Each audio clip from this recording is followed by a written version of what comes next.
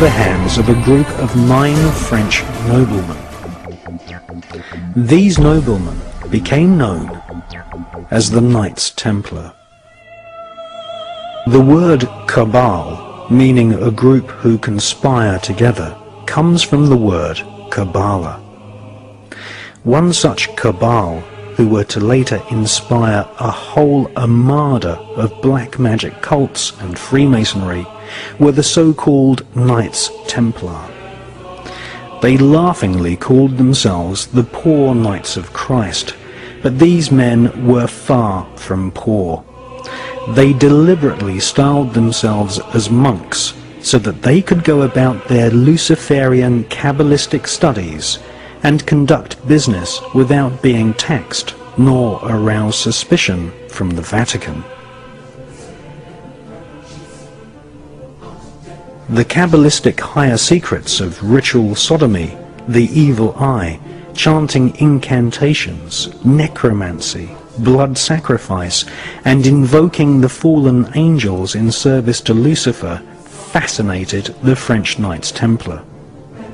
They realized that the Kabbalah originated in Palestine, and once they had realized that the Kabbalah was the key to untold spiritual magical power, they cunningly planned a bloody crusade to Palestine in order to search for more Kabbalistic and magical artifacts. They eventually discovered and looted the Temple of Solomon.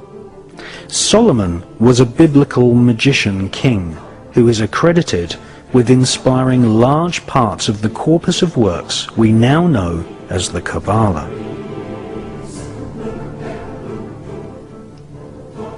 The Knights Templar arrived in Palestine with one main goal: to stop the Muslims from gaining any knowledge about the Kabbalah. Knights Templar, once they had discovered the magical teachings of the Kabbalah, were dedicated utterly to destroying its origins so that they might hold its secrets exclusively.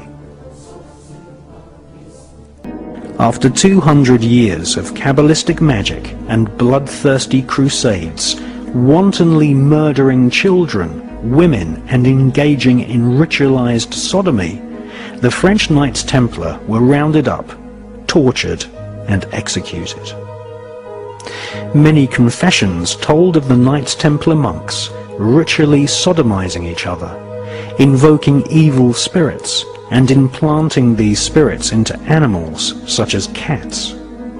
Various black magic artifacts were confiscated from castles owned by the Knights Templar, including silver caskets containing desiccated heads and skulls.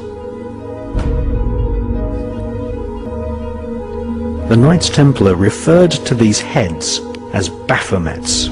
They were placed at the center of a round table. Templars would then conduct a seance invoking the spirit of Lucifer to speak through the head. The most damning information exposed them as anti-Christs. Several Knights Templar confessed that the image of Jesus was spat upon and trampled during Kabbalistic rituals, a satanic tradition which is still practiced to this day at lodges of the Ordo Templi Orientis, which was once headed by Aleister Crowley. Many Knights Templar bribed their way out of prison and escaped to Scotland and the Mediterranean island of Malta. They first renamed themselves the Sovereign Knights of Malta, and then, after establishing trade routes to North America long before Christopher Columbus, they re-emerged in Scotland, calling themselves Freemasons.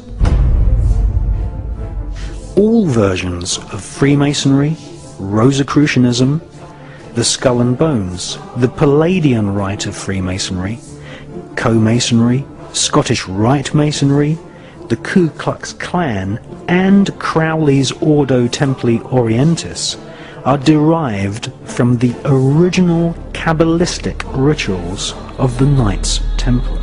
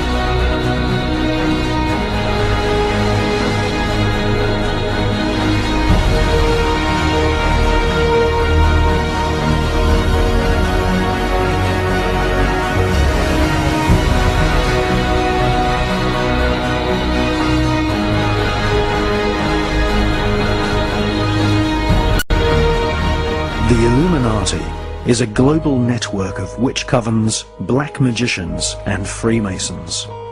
They use a secret code of numbers and words to communicate the plan to one another. They hold rituals right in the heart of the British Parliament and Washington, D.C. The Illuminati have designed the United States as the headquarters for their barbarous plan to bring about the apocalyptic prophecies of the Antichrist. I don't have a lot to respond except the fact that I am past master of my lodge and a Freemason, and I'm very proud of the fact, and I think it's interesting to listen to a debate that says that points toward Freemasonry as an occult when 36 of the 50 signers of the Declaration of Independence, all of the generals in Washington's army, and everyone who's participated in the Revolutionary War were basically Freemasons. And if you look at how the foundation of the country was put together, it's on Masonic principles. I think it's certainly an interesting debate that's probably not appropriate in this public forum, but I would certainly encourage people that have a different viewpoint to study the Freemasonry organization a little closer.